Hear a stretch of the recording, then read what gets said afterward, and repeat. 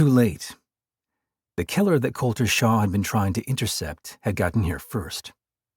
Or the flashing police lights and dozen officers outside the library were merely a coincidence, and something else was amiss.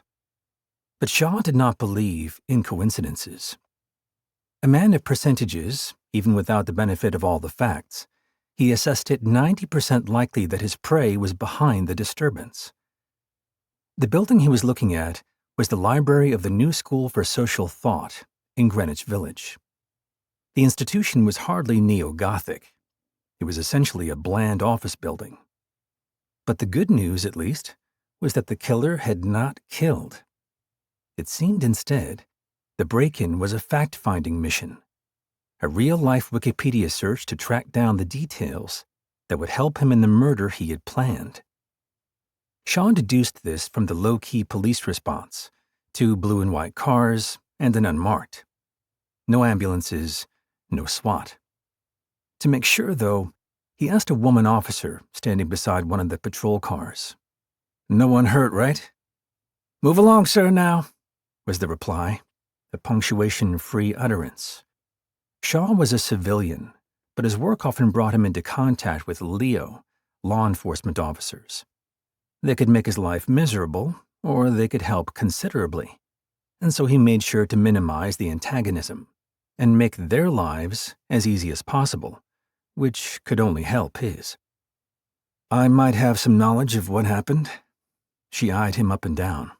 Shaw, 30s-ish, wore black jeans and a black sport jacket, a gray shirt collared. He was 6 feet tall with short blonde hair and an agreeable smile, which, at the moment, he deployed mostly for effect. His go-to expression was low-affect observant. Inscrutable was a word often used. "You see something?"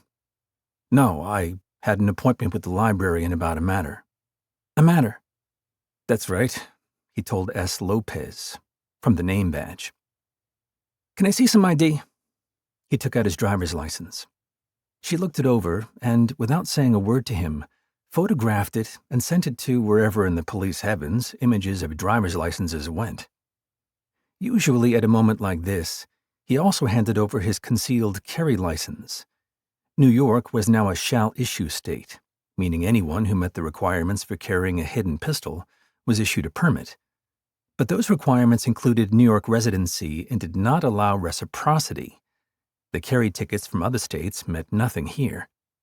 Shaw, who used his pistol infrequently but was always happy to have it handy, was a Florida resident. So though his assignment was the sort for which a gun might prove helpful, he did not have his Glock with him. Never break the law. This was one of his father's famous and occasionally infamous never rules that he drilled into the psyches of Shaw, his older brother Russell, and their younger sister Dorian. Officer Lopez continued to look at her phone. He came back warrant-free. Such had not always been the case, and she said, "Wait here." She trooped off and returned a few minutes later with a detective. Young to be a gold shield, Shaw thought. In fact, he looked a bit like Shaw himself, lean, athletic, and blonde. Wearing an inexpensive but pristine go-to church suit, somewhere between powder and navy blue. "Mr. Shaw," wasn't a question. No point for it to be. "You know something about this?" "I'm a reward seeker," the detective said. "I just looked you up. You go after rewards for missing people and escaped convicts. And bad guys we cops can't find. That, rarely." Another smile was offered. He really needed to get into that building, and quickly. "There's some reward here?" "That's right. The offerer's a non-profit, the Institute for the Freedom of Journalism. It's an outfit that protects journalists and funds the legal defense of reporters and writers around the world. They got word that a professional hitman has come to New York from Brussels to kill somebody.